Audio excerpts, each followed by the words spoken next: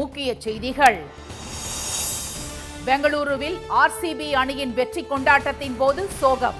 கூட்ட நெரிசலில் சிக்கி 11 பேர் உயிரிழந்தது குறித்து நீதி விசாரணைக்கு உத்தரவு. மழைக்கால கூட்டத்தொடர் தேதியை 1.5 மாதத்திற்கு முன்னரே அறிவித்தது ஏன்? பெஹல்காம் விவகாரத்தில் மோடி தப்பிக்க முடியாது என காங்கிரஸ் தாக்கு. 2027 மார்ச் மாதம் சாதிவாரி கணக்கெடுப்புடன் மக்கள் தொகை கணக்கெடுப்பு. தொழில், வருமானம் உள்ளிட்ட 31 கேள்விகள் கேட்கப்படும் என அறிவிப்பு. தொகுதி மறுவரையறை தொடர்பாக மத்திய அரசு தெளிவுபடுத்த வலியுறுத்தல். தமது எச்சரிக்கை நிரூபணமாகிவிட்டதாக ஸ்டாலின் கருத்து.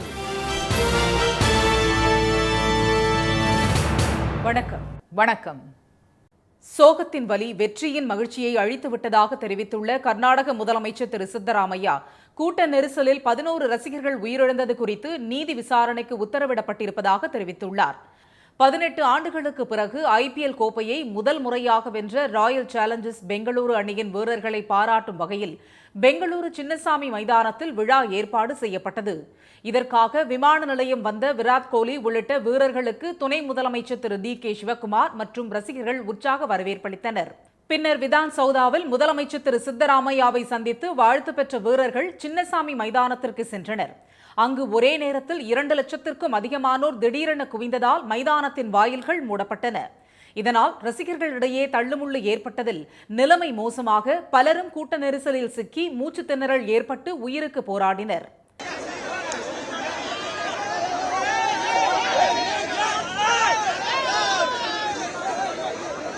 மைதானத்திற்கு உள்ளே வீரர்களுக்கு பாராட்டு விழா நடந்து கொண்டிருந்த அதே நேரத்தில் வெளியே ஆயிரக்கணக்கான ரசிகர்கள் கூட்ட நெரிசலில் சிக்கி அவதிக்கு ஆளாகினர்.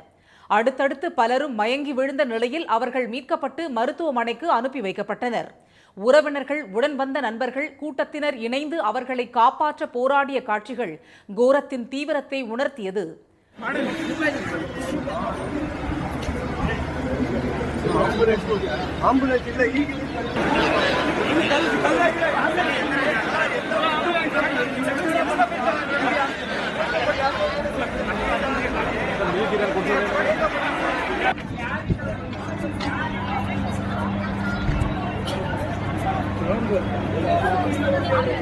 மைதானத்தை சுற்றிலும் 2 கிலோமீட்டர் தூரத்திற்கு நிரம்பி வழிந்த கூட்டத்தை கையாள முடியாமல் போலீசார் திணறினர்.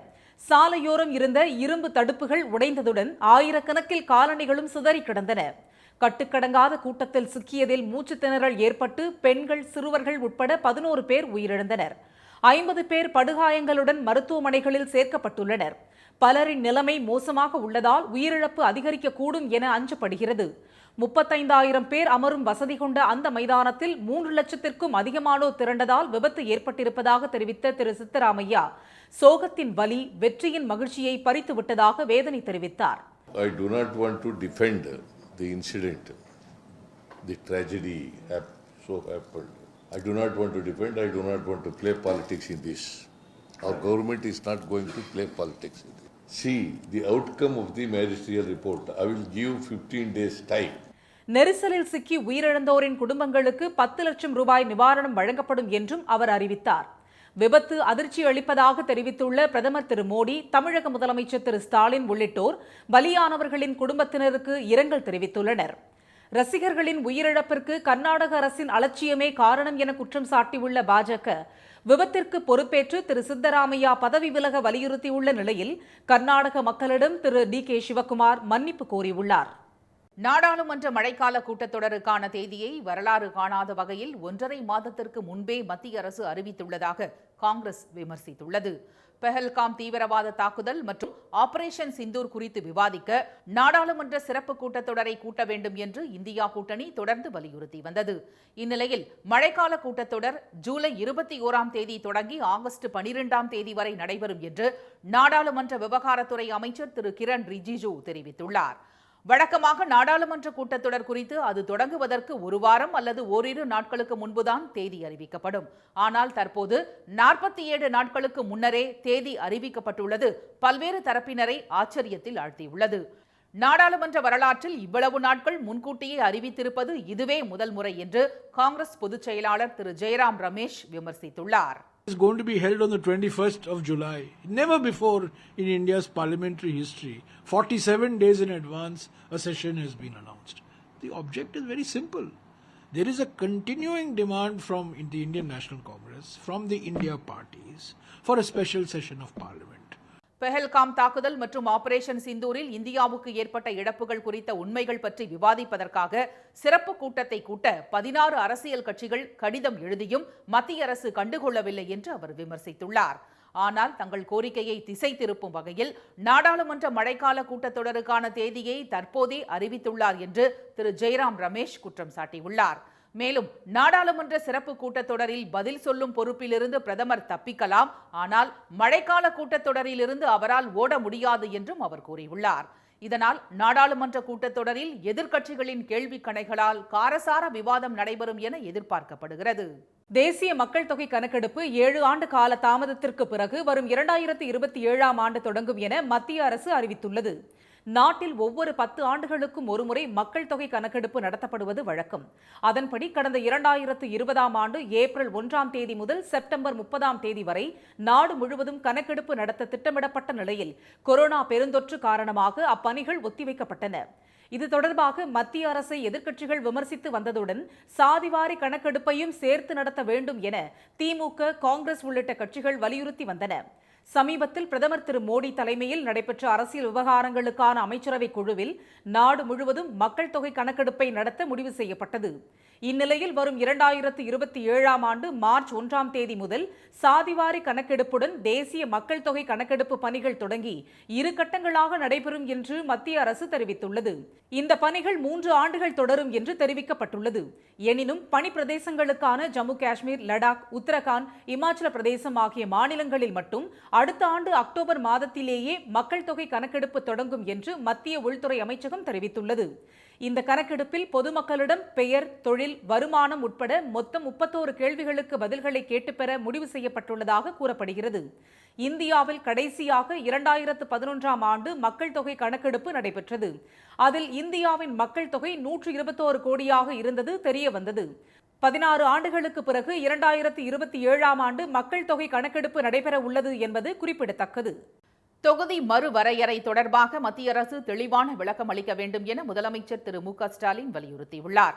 2026ஆம் ஆண்டுக்கு பிறகு நடத்தும் முதல் மக்கள் தொகை கணக்கெடுப்பை தொடர்ந்து தொகுதி மறுவரையறை செய்ய வேண்டும் என அரசியலமைப்பு சட்டம் கூறுவதாக எக்ஸ் தளத்தில் பதிவிட்டுள்ள அவர், மக்கள் தொகை கணக்கெடுப்பை 2027ஆம் ஆண்டுக்கு தள்ளி போட்டு நாடாளுமன்றத்தில் தமிழ்நாட்டின் பிரதிநிதித்துவத்தை குறைக்கும் சதி திட்டத்தை பாஜக வெளிப்படையாக அறிவித்திருப்பதாக சாடியுள்ளார். தொகுதி மறுவரையறை ஆபத்து குறித்து தான் முன்பே எச்சரித்திருந்தது நிரூபணமாகிவிட்டதாக சுட்டிக்காட்டியுள்ள திரு ஸ்டாலின், பாஜகவுடன் கூட்டு சேர்ந்துள்ளதன் மூலம் எடப்பாடி திரு பழனிசாமி இந்த சதி திட்டம் பற்றி பேசாமல் அமைதி காப்பதுடன் இந்த துரோகத்துக்கு துணை போகிறவராகவும் இருப்பதாக கண்டனம் தெரிவித்துள்ளார். டெல்லி ஆதிக்கத்தின் முன் அவர் அடிபணிந்து விட்டது இப்போது தெள்ள தெளிவாகியுள்ளதாக பதிவிட்டுள்ள முதலமைச்சர், நியாயமான தொகுதி மறுவரையறை எனும் கோரிக்கையில் தமிழ்நாட்டு மக்கள் ஒன்றுபட்டு நிற்பதால் இந்த விவகாரத்தில் மத்திய அரசு தெளிவான விளக்கத்தை அளித்தாக வேண்டும் என்றும் அவர் வலியுறுத்தியுள்ளார். உக்ரைன் தாக்குதலுக்கு கடும் பதிலடி கொடுக்கப்படும் என்று ரஷ்ய அதிபர் புதின் தெரிவித்ததாக அமெரிக்க அதிபர் டிரம்ப் கூறியிருப்பது பரபரப்பை ஏற்படுத்தியுள்ளது. நாட்டோ அமைப்பில் சேர முயன்ற உக்ரைன் மீது ரஷ்யா தொடுத்த போர் 3 ஆண்டுகளுக்கும் மேலாக நீடித்து வருகிறது. அண்மையில் உக்ரைன் நடத்திய ட்ரோன் தாக்குதலில் ரஷ்யாவின் 40 போர் விமானங்கள் அழிக்கப்பட்டதாக கூறப்படுகிறது. இதனால் அதிர்ச்சியில் உறைந்துள்ள ரஷ்ய அதிபர் புதின் உக்ரைனை நிலைகுலைய செய்யும் வகையில் மிகப்பெரிய தாக்குதலை நடத்த திட்டமிட்டுள்ளதாக கூறப்படுகிறது. இந்த போரை முடிவுக்கு கொண்டுவர அமெரிக்க அதிபர் டிரம்ப் தொடர்ந்து தீவிர முயற்சிகளை எடுத்து வருகிறார். அதன்படி அமெரிக்காவின் ஏற்பாட்டின் பேரில் ரஷ்யா, உக்ரைன் இடையே துருக்கியில் சமரச பேச்சுவார்த்தை நடைபெற்று வருகிறது. எனினும் இதுவரை உறுதியான முடிவு எட்டப்படாத நிலையில் ரஷ்ய அதிபர் புதினுடன் டிரம்ப் தொலைபேசி மூலம் நேற்று உரையாடியுள்ளார். உக்ரைன் விவகாரம் தொடர்பாக இரு தலைவர்களும் 1 மணி நேரத்திற்கும் மேல் விவாதித்ததாக கூறப்படுகிறது. புதின் உடனான பேச்சு சிறப்பானதாக இருந்ததாகவும், எனினும் உடனடியாக அமைதிக்கு வழிவகுக்கும் பேச்சுவார்த்தையாக அது அமையவில்லை என்றும் டிரம்ப் தமது ட்ரூத் சமூக வலைதளத்தில் தெரிவித்துள்ளார். மேலும் உக்ரைனுக்கு பாடம் புகட்டும் வகையில் ரஷ்யா மிக வலுவான பதிலடியை கொடுக்கும் என்று புதின் தன்னிடம் தெரிவித்ததாக டிரம்ப் குறிப்பிட்டுள்ளார். அதே நேரத்தில் அமைதி பேச்சுவார்த்தையில் புதின் பங்கேற்க விருப்பம் தெரிவித்துள்ளதாகவும் டிரம்ப் கூறியுள்ளார். இதனிடையே உக்ரைன் போரை முடிவுக்கு கொண்டுவர ட்ரம்ப் ஆக்கப்பூர்வமான பேச்சுவார்த்தையை முன்னெடுக்க வேண்டும் என்று சர்வதேச அரசியல் நோக்கர்கள் கருதுகின்றனர். விரைவு ரயில்களில் தட்கல் டிக்கெட் முன்பதிவுக்கு இனி ஆதார் சரிபார்ப்பை கட்டாயமாக்க ரயில்வே திட்டமிட்டுள்ளதாக ரயில்வே அமைச்சர் திரு அஸ்வினி வைஷ்ணவ் தெரிவித்துள்ளார். ரயில்களில் தட்கல் டிக்கெட் முன்பதிவுக்கு பயணிகள் பல்வேறு வழிகளை கடைபிடித்து வருகின்றனர். அதாவது பயணிக்க இருக்கும் பயணிகளின் பெயர்களை ஏற்கனவே IRCTC தளத்தில் பதிவு செய்வது, IRCTC வாலெட்டில் குறிப்பிட்ட பணத்தை முன்கூட்டியே சேமித்து வைப்பது, சரியான வேகம் கொண்ட இணைய சேவையை பயன்படுத்துவது போன்ற முறைகளை கையாள்கின்றனர். ஆனாலும் தட்கல் டிக்கெட் முன்பதிவு ஏழைகளுக்கு மட்டுமல்ல, யாருக்குமே எட்டாத உயரத்தில் இருக்கிறது. அதே சமயம் ஏஜென்ட்டுகளால் எளிதாக முன்பதிவு செய்ய முடிகிறது என்ற குற்றச்சாட்டே பெரும்பாலும் நிலவுகிறது. இதனை களைந்து தட்கல் முன்பதிவு செய்யும் உண்மையான பயனர்களுக்கு பயணச்சீட்டு கிடைக்கும் வகையில் விதிகளை கடுமையாக்க ரயில்வே திட்டமிட்டுள்ளது. அதன்படி தட்கல் முன்பதிவுக்கு ஆதார் அங்கீகாரம் அவசியம் என்றும் ஆதார் சரிபார்ப்பு மூலம் உண்மையான பயனாளர்கள் மட்டுமே தட்கல் டிக்கெட் முன்பதிவு செய்ய முடியும் என்றும் ரயில்வே அமைச்சர் திரு அஸ்வினி வைஷ்ணவ் தெரிவித்துள்ளார். முன்பதிவுக்கு ஆதார் அடிப்படையிலான OTP அங்கீகாரத்தை கட்டாயமாக்க திட்டமிட்டுள்ளதாக அவர் கூறியுள்ளார். முறைகேடுகளை களைய முன்பதிவு மையங்களில் முன்பதிவு செய்யும் பயணச்சீட்டுகளுக்கு ஆதார் சரிபார்ப்பை அவசியமாக்க ரயில்வே முடிவு செய்துள்ளதாக திரு அஸ்வினி வைஷ்ணவ் தெரிவித்தார். MBBS, BDS படிப்புகளுக்கு நாளை முதல் விண்ணப்பிக்கலாம் என்று தமிழக அரசு அறிவித்துள்ளது.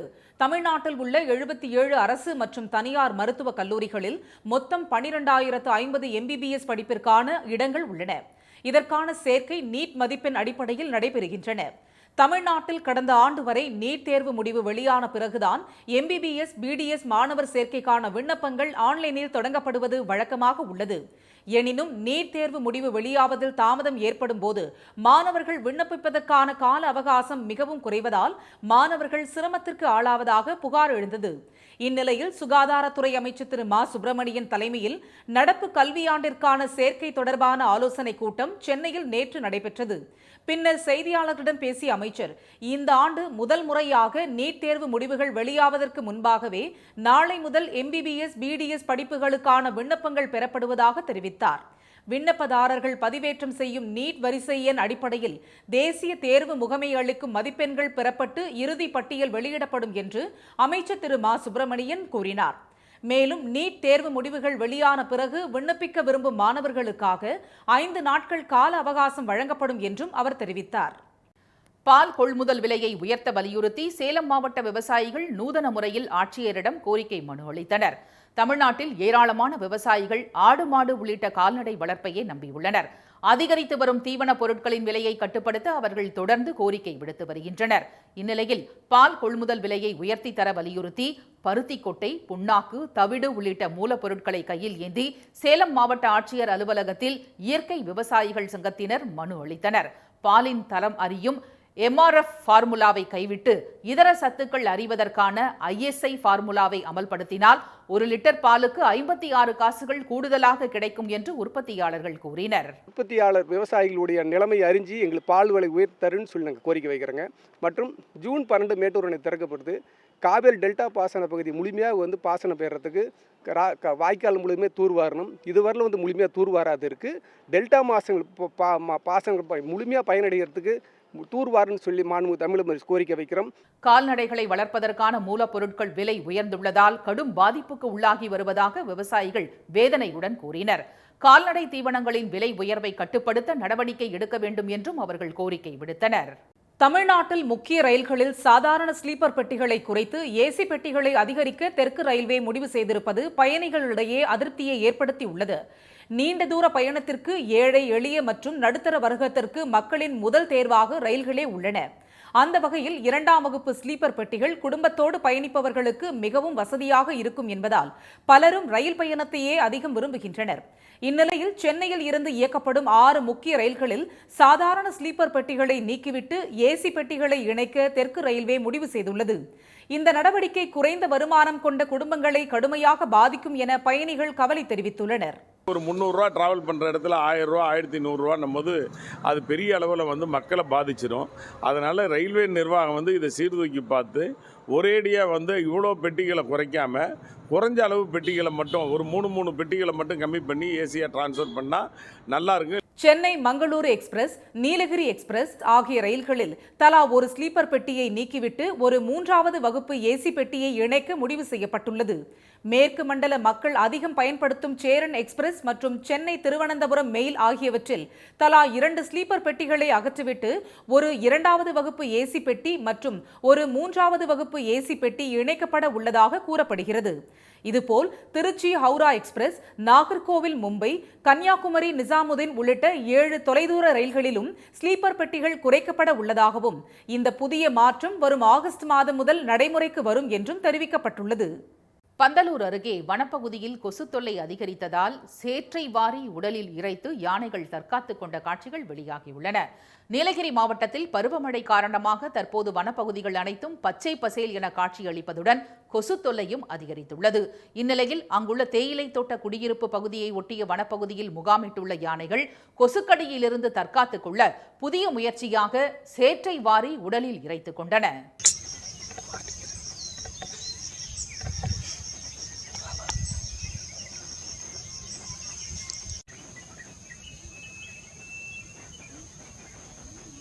இதனிடையே தெப்பக்காடு யானைகள் முகாமில் தினமும் காலை மற்றும் மாலை நேரங்களில் வளர்ப்பு யானைகளுக்கு பாகன்கள் உணவு வழங்குவது வழக்கம். இதனை காண்பதற்காக சுற்றுலா பயணிகளும் அங்கு வருகை தருவதுண்டு. வழக்கம் போல் நேற்று யானைகள் உணவுக்காக அழைத்து வரப்பட்ட போது திடீரென பாகன் சுரேஷ் என்பவரை யானை ஒன்று தாக்கியதில் நிலை குலைந்து கீழே விழுந்த அவர் நூலிழையில் உயிர் தப்பினார். தெப்பக்காடு வளர்ப்பு முகாமில் பாகனை யானை தாக்கிய பரபரப்பான காட்சிகள் வலைதளங்களில் வைரலாகி வருகிறது. யானை தாக்கியதில் காயமடைந்த பாகன் சுரேஷ் மருத்துவமனையில் சிகிச்சைக்காக சேர்க்கப்பட்டுள்ளார். தமிழ்நாட்டின் வட மாவட்டங்களில் மழை வெளுத்து வாங்கிய நிலையில் வேலூர், ஈரோடு உள்ளிட்ட 9 இடங்களில் 100 டிகிரி ஃபாரன்ஹீட்டை தாண்டி வெயில் கொளுத்தியது. தென்மேற்கு பருவமழை காரணமாக மாநிலத்தில் விட்டுவிட்டு மழை பெய்து வருகிறது. சென்னையில் கடந்த 2 தினங்களாக மாலை வேளையில் இடி மின்னலுடன் கனமழை பெய்தது. அதே சமயம் வேலூர், ஈரோடு உள்ளிட்ட 9 இடங்களில் நேற்று 100 டிகிரி ஃபாரன்ஹீட்டை தாண்டி வெயில் தகித்தது. இந்நிலையில் செங்கல்பட்டு மாவட்டம் மதுராந்தகம், மேல்மருவத்தூர், கருங்குழி, சித்தாமூர் ஆகிய பகுதிகளில் 1 மணி நேரத்துக்கும் மேலாக கனமழை கொட்டியது. சாலைகளில் தண்ணீர் பெருக்கெடுத்ததால் வாகன ஓட்டிகள் சிரமத்துக்கு ஆளாகினர்.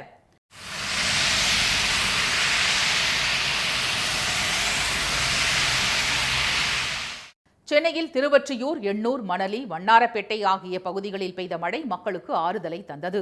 இதனிடையே மேற்கு திசை காற்றின் வேக மாறுபாடு காரணமாக அடுத்த 6 நாட்களுக்கு புதுச்சேரி மற்றும் காரைக்கால் பகுதிகளில் இடி மின்னலுடன் மிதமான மழை பெய்யக்கூடும் என்று சென்னை வானிலை மையம் தெரிவித்துள்ளது. மீண்டும் முக்கிய செய்திகள். சோகத்தின் வலி வெற்றியின் மகிழ்ச்சியை அழித்துவிட்டதாக தெரிவித்துள்ள கர்நாடக முதலமைச்சர் சித்தராமையா, கூட்ட நெரிசலில் 11 ரசிகர்கள் உயிரிழந்தது குறித்து நீதி விசாரணைக்கு உத்தரவிடப்பட்டிருப்பதாக தெரிவித்துள்ளார். நாடாளுமன்ற மழைக்கால கூட்டத்தொடருக்கான தேதியை வரலாறு காணாத வகையில் 1.5 மாதத்திற்கு முன்பே மத்திய அரசு அறிவித்துள்ளதாக காங்கிரஸ் விமர்சித்துள்ளது. தேசிய மக்கள் தொகை கணக்கெடுப்பு 7 ஆண்டுகால தாமதத்திற்கு பிறகு வரும் 2027ஆம் ஆண்டு தொடங்கும் என மத்திய அரசு அறிவித்துள்ளது. இத்துடன் இந்த செய்திகள் நிறைவடைகின்றன. மீண்டும் சன் டிவியில் செய்திகள் மாலை 6 மணிக்கு. செய்திகளை உடனுக்குடன் தெரிந்து கொள்ள QR கோடை ஸ்கேன் செய்து சன் நியூஸ் வாட்ஸ்அப் சேனலில் இணைந்திருங்கள். வணக்கம்.